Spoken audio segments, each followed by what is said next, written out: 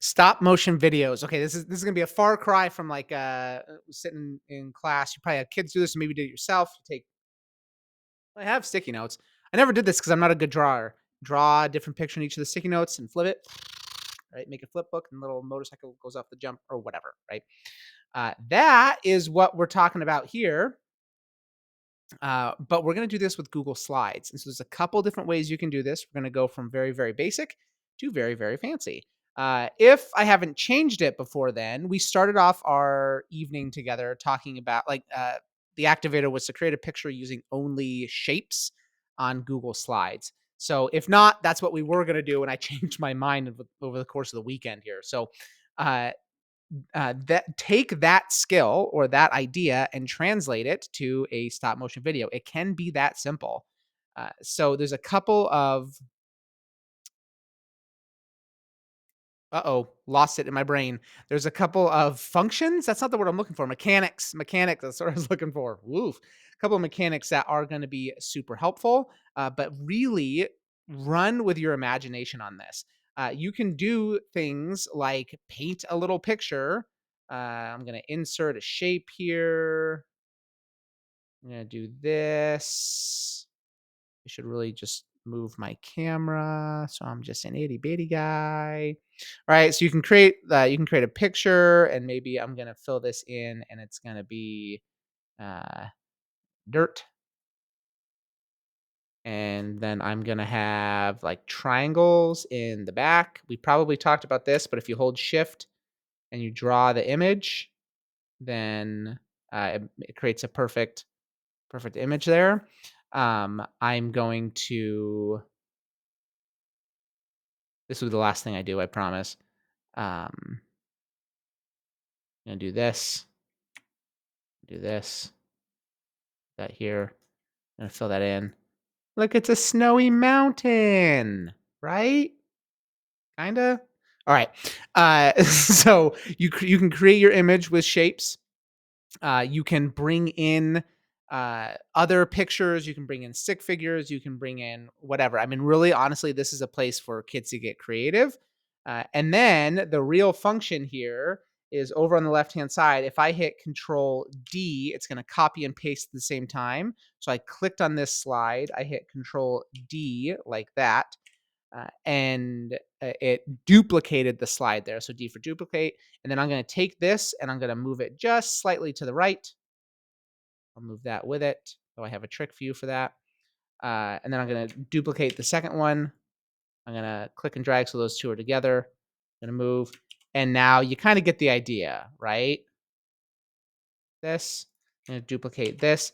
I'm now going to select both of those by holding Shift and clicking on both, and I'm going to group them together. So now I can move them wherever I want, and they're going to go together. I'm going to move to the right here, right?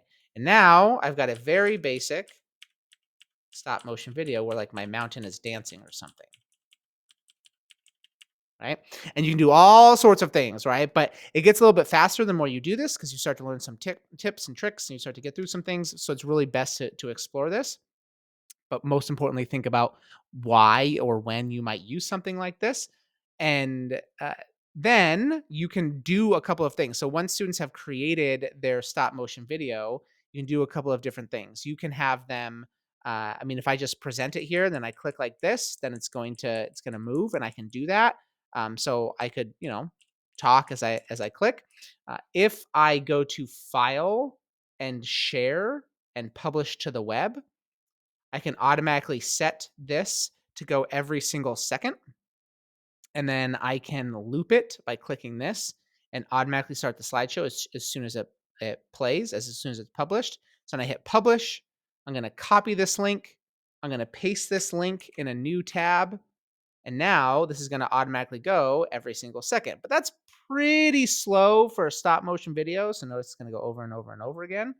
So my favorite little trick here is if I paste the URL and then I come to this number at the very end of that URL, that is the time per slide in milliseconds. So if I add a 0 to it, it's going to do some fancy stuff.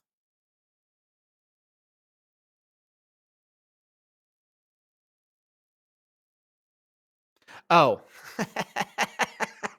How many of you were watching that and like, this guy added a 0 and he should have taken away a 0, right? Time per slide in milliseconds. I added 1,000, 10,000 more milliseconds. Um, you get the point, right? So then, if I had a bunch of different slides, it would, um, you've got your flip. Sorry, that millisecond thing really really threw me off there. So I'm a little frazzled. But imagine this, right? Imagine creating a scene on each slide. You can talk to students about how these are like frames in a camera. You can even incorporate a little bit of arithmetic in frames per second, right? And you can have students create their own slideshow presentations. Then you can like turn these in. You can watch all of them, or you can present them to the class.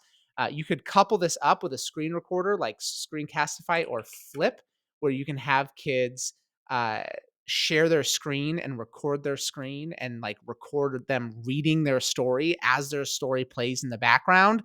Absolutely, right? Like imagine like getting the chance to make your story come to life in a tool that is as simple as Google Slides.